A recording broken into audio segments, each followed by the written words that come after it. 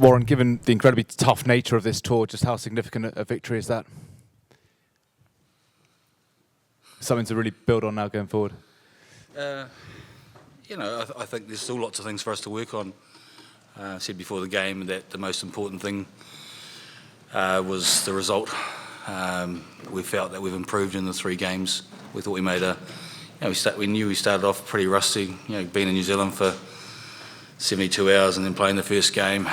We thought we were better against the Blues and got ourselves in front, and unfortunately conceded a try 6 or 7 minutes to go, with a bit of Blues magic, which sometimes happens in the game. And tonight was another step up, but still for us lots of things to work on.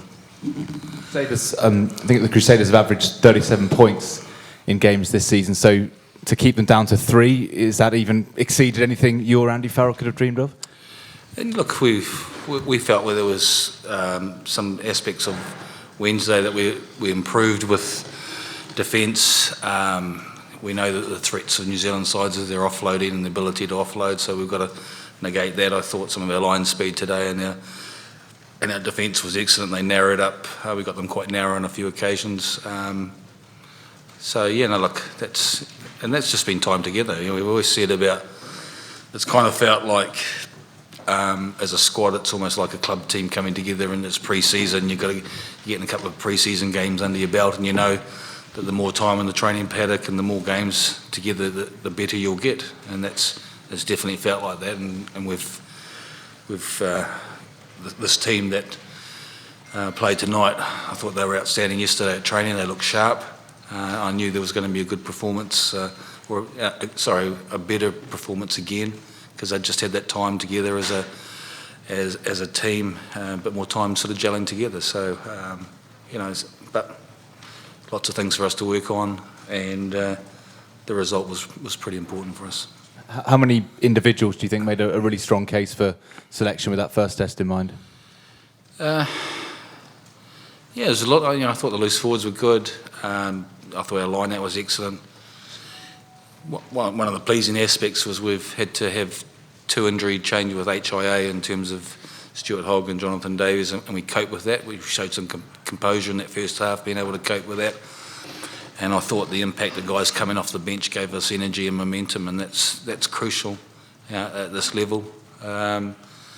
Some really strong performances by a lot of players, but it comes around pretty quickly. And Highlanders on Tuesday, and then the Māori All Blacks next week. But we've said all along that the quality of opposition, as long as we don't pick up too many injuries, and we've been lucky, touch wood, that we haven't.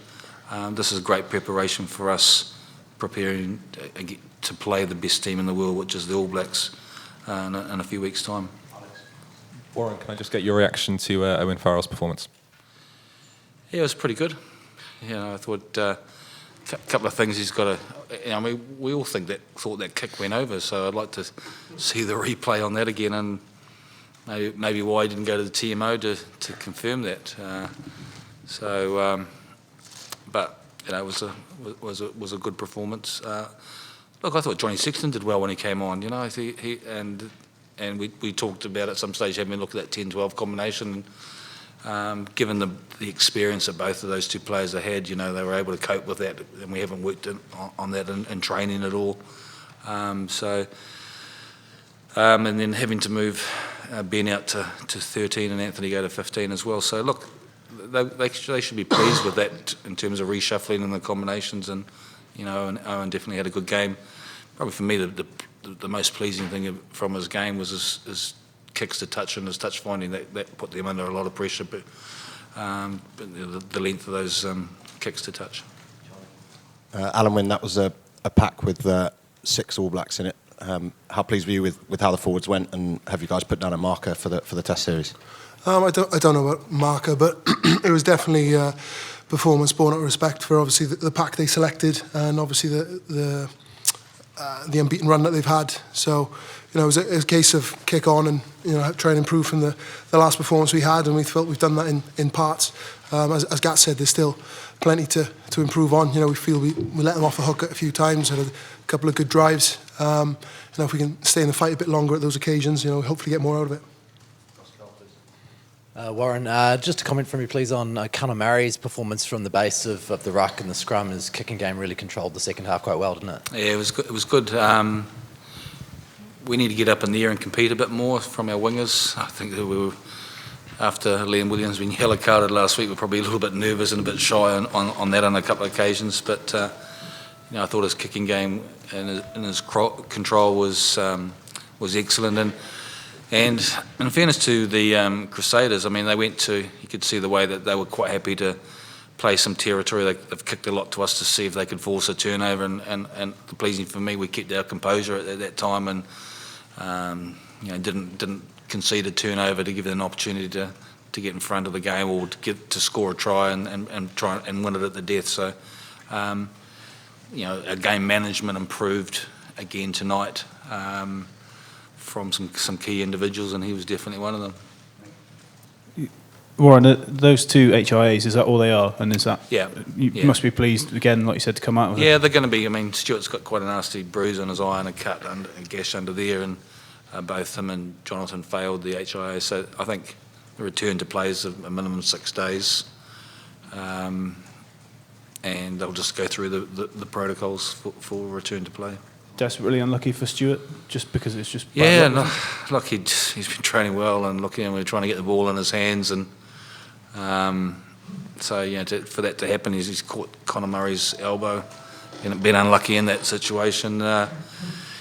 And he was looking dangerous as well from an attack point of view. Made a couple of sort of outside breaks and that. So look, he'll, but maybe he's back for the Mariners game next week and puts himself into contention. It's a matter of how much training we can get under their belt, because they've got to stay away from contact and they've got to have a couple of days of mandatory rest before they can start taking part back in training. So we'll play that by ear over the next 3 or 4 days. Warren, how confident are you that with a bit more time in the training pitch, those final passes will stick and you'll be taking those opportunities? I'd like to have seen Anthony take Israel Dagon one-on-one there, because we know what footwork and how quick he is, but he's given the pass to Johnny, and then CJ's lost that, and there's a couple of other, I think it was a pass by Ben that's gone over the top, and then the knock-on from Liam where Anthony's potentially created something, a couple of other opportunities. So look, we're creating them, and we need to get better at them, but we're up against probably the most creative team in Super Rugby at the moment, and I thought they didn't create a lot of chances. The ball was slippery out there. It was tough, holding on to it with the conditions. And we saw a few of the players slip over a bit. But we are creating some chances, and yes, we need to get better. And I think that, again, the more time that we are together, the more that players get used to and familiar with the voices and time in the training paddock and obviously out in the field. Hopefully we do finish those chances. You mentioned the loose forwards earlier. What did you like about that combination and the 3 players' performance? I just thought I thought some of Toby Faletau's footwork was outstanding. He's despite what Zinzan Brooks said about him, he's I think he posed a lot of problems, and I thought both Peter and he's stole a line out the front. We put their line out under some pressure. I think they lost the first 3 line outs, and that was a bit of the target. And I thought it was a nice balance. I thought Sean O'Brien carried excellently as well. We lost a bit of shape in the second half with the forwards, and I said, but the impact of the guys coming off the bench, gave us that momentum. I thought Toje was outstanding coming off the bench. CJ was good, gave us some energy, and the front row did a really good job for us too. But so we've known about the quality of players that we've got, and just like I might keep repeating myself, but the more time that we have together, and it's been a tough week. It's been really tough. There's been a lot of criticism, isn't there? People have written the tour off, and already after 2 games, and that's been challenging. It's been challenging for all of us, and we've had to stay strong within the group, and we've had to keep the faith and say, look, the goal is the test matches, and keep improving from that. So I hope we didn't disappoint too many people tonight with the result.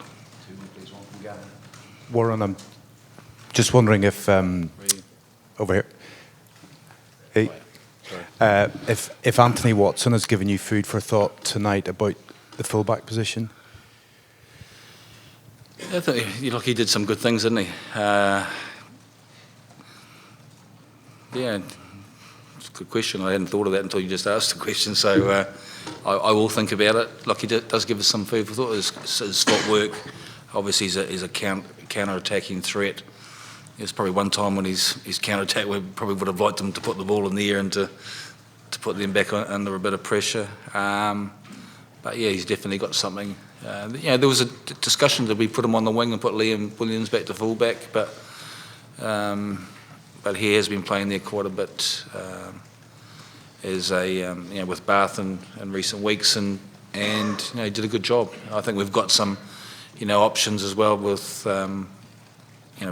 particularly that back three and some of those players that can cover certain positions. Elliot Daly as well, and Lee Halfpenny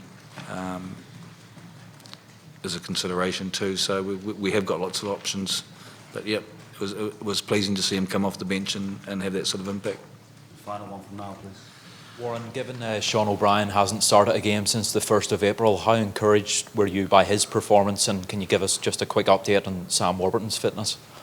I thought Sean was outstanding. I thought even from an experience point of view, a leadership point of view, and his voices in the change rooms and direction to the players and chat. So look, he probably lasted a little bit longer than we thought he would, and so we needed to make some changes, and so shifting Peter Amani across to the open side, we'd spoken to him about that as potentially being able to cover that, and he was able to do that.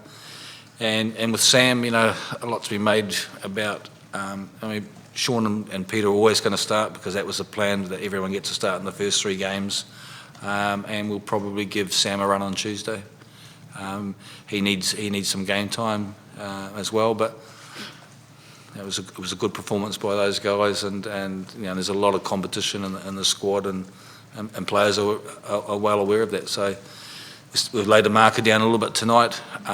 Big challenge for the team that takes the field on Tuesday against the Highlanders.